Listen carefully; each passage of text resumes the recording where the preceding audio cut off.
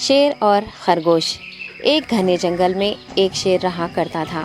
وہ تمام جنگل کا بادشاہ تھا، لیکن وہ بادشاہ جیسے پیش نہیں آتا تھا۔ ہر دن بے رحمی سے جنگل کے جانوروں کو کھا جایا کرتا تھا۔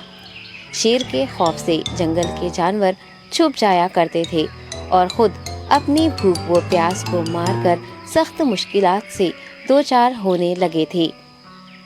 اس طرح کچھ دن بعد جنگل کے تمام جانور ایک مقام پر جمع ہوئے اور شیر کے شر سے محفوظ رہنے کے لیے سب مل کر رائے مشورہ کرنے لگے۔ سب نے اپنی اپنی بات رکھی اور آخر میں ایک گیدڑ نے کہا، میرا خیال ہے کہ ہم روز شیر کے ہاتھوں مرنے کے بجائے ہم خود ایک بار شیر کے پاس چلے جائیں۔ اس طرح روزانہ شیر کسی ایک کو کھا لے گا اور ہم سب اپنی اپنی باری سے چلے جائیں گے اور بلا خوف و ڈر سکون سے زندگی گزاریں گے۔ گیدڑ کے مشورے پہ تمام جانور رضامند ہو گئے۔ ایک بندر نے کہا، ٹھیک ہے، تمہاری بات بالکل درست ہے۔ موت کا خوف کرنے کے بجائے اپنی باری آنے تک ہم اطمینان و سکون کی زندگی گزار سکیں گے۔ جانوروں کی بات چیت مکمل ہونے کے بعد خود گیدڑ نے شیر کے پاس جا کر یہ ساری بات بتائی۔ گیدڑ کی باتیں سننے کے بعد شیر نے کہا، میں بادشاہ ہوں، اس لیے تم سب کی بات مان رہا ہوں، لیکن ایک بات غور سے سن لو۔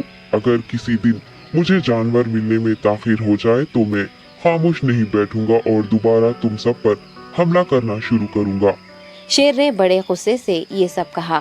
شیر کی باتیں سن کر گیدڑ نے سر ہلاتے ہوئے حامی بھر دی اور وہاں سے چلا گیا۔ اس دن کے بعد ایک ایک جانور بلا ناغہ اپنی اپنی باری کے مطابق شیر کے پاس جانے لگے اور شیر سکون سے اپنے پاس آنے والے جانوروں کو مار کر اپنی بھوک مٹانے لگا۔ یہ معاملہ ایسے ہی چل رہا تھا اور ایک دن شیر کے پاس جانے کی باری ایک خرگوش کی آئی۔ وہ خرگوش بہت ہی ہوشیار تھا۔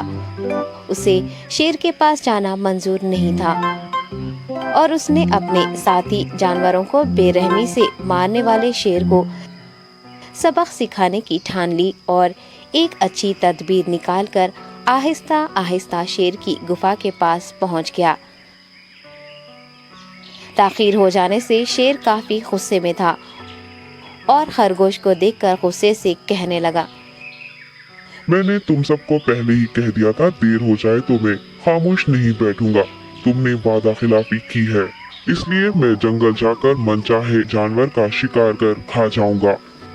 تب خرگوش نے شیر سے کہا، معاف کر دیجیے بادشاہ سلامت، غلطی ہو گئی اور اس کا ایک واجب سبب ہے۔ اطمینان رکھیے، میں بیان کرتا ہوں، آپ سنیے اور اس کے بعد آپ آرام سے مجھے مار کر کھا لیں۔ شیر نے پھر غصے سے کہا، وہ کیا بات ہے، جلدی بتاؤ۔ خرگوش نے کہا، بادشاہ سلامت، میں آپ کے پاس آ رہا تھا اور راستے میں مجھے ایک شیر مل گیا اور مجھے مارنے کے لیے آگے بڑھنے لگا۔ میں نے آپ کی بہادری کی بات اس شیر کے سامنے رکھی، لیکن وہ شیر آپ کے بارے میں بہت برا بھلا کہنے لگا۔ یہ سن کر میں نے غصے سے کہا، تم ہمارے جنگل کے نہیں ہو، ہمارے بادشاہ کے بارے میں ایسی باتیں مت کہو۔ یہ سن کر وہ شیر مجھ پر حملہ کرنے کے لیے تیار ہو گیا۔ یہ دیکھ کر میں نے کہا، تم مجھے مارو گے تو ہمارے بادشاہ تمہیں ہرگز نہیں بخشیں گے۔ تب اس شیر نے کہا، تمہارا بادشاہ میرا کیا کر لے گا؟ میں نے کئی ہاتھیوں کو اپنے پنجے سے مار گرایا ہے، تمہارا بادشاہ ہو یا کوئی اور ہو، میرے ہاتھوں بچ نہیں سکتا اور میرے سامنے کوئی ٹک نہیں سکتا، میں اسے ختم کروں گا۔ یہ سب بدتمیزی کرنے لگا۔ میں نے اس شیر سے کہا، تم ہمارے بادشاہ سے آ کر بات کرو۔ تب اس نے فخر سے کہا، میں کیوں آؤں؟ تمہارے بادشاہ میں دم ہے تو اسے ہی یہاں لے کر آؤ۔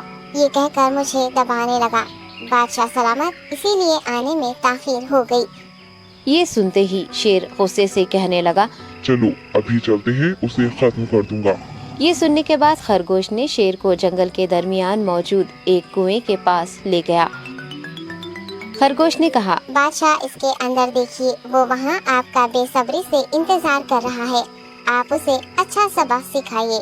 شیر غصے سے فوراً کنویں میں جھانکنے لگا اور زور سے دہاڑنے لگا۔ تب دوسری جانب سے بھی دوسرا شیر دہاڑتا ہوا محسوس ہونے